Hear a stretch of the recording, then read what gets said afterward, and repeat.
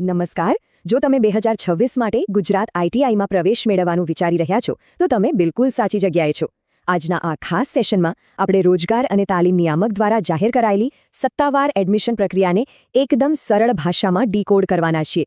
તો ચાલો બિલકુલ સમય બગાડ્યા વગર સીધી જ શરૂઆત કરીએ. આપણી આજની ચર્ચાનો આ એક ટૂંકો રોડમેપ છે.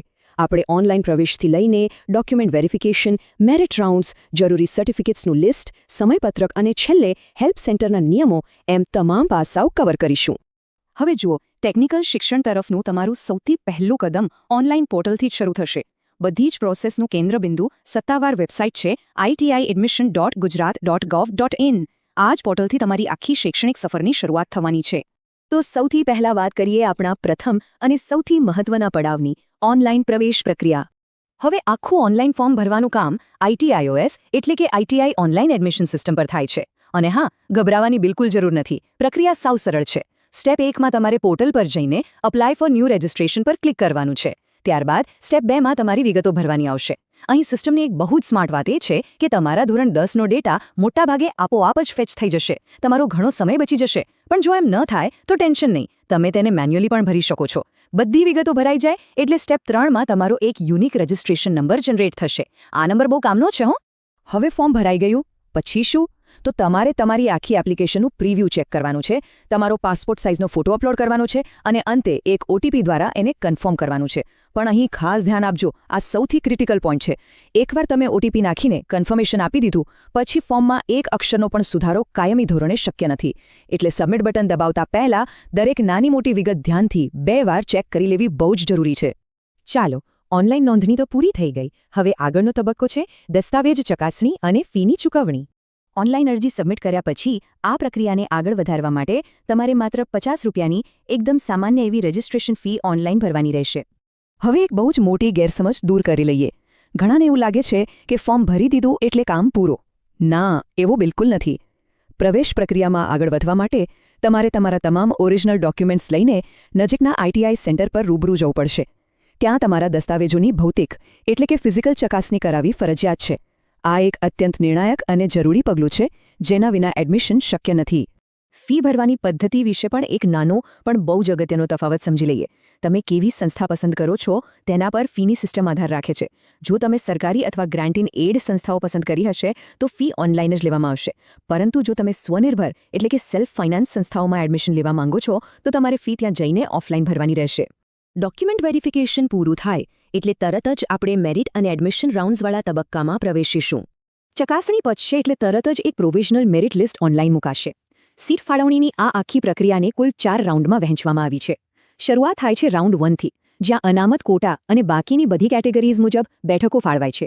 ત્યારબાદ રાઉન્ડ 2 આવે છે, જેઓ પ્રથમ રાઉન્ડમાં ભાગ લઈ શક્યા નથી તેમના માટે નવી પસંદગી કરવાની તક લઈને.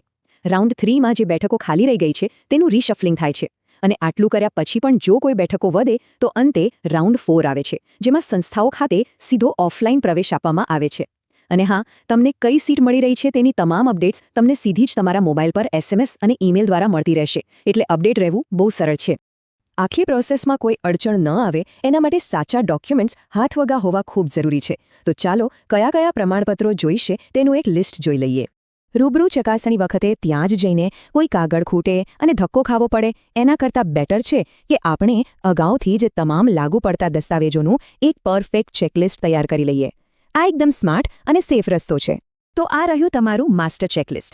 શૈક્ષણિક દસ્તાવેજોમાં તમારે ધોરણ 10ની માર્કશીટ અને શાળા છોડ્યાનું પ્રમાણપત્ર એટલે કે LC તો જોઈશે જ. તમારી ઓળખ માટે આધાર કાર્ડ અથવા કોઈ પણ વેલિડ ફોટો ID ચાલશે.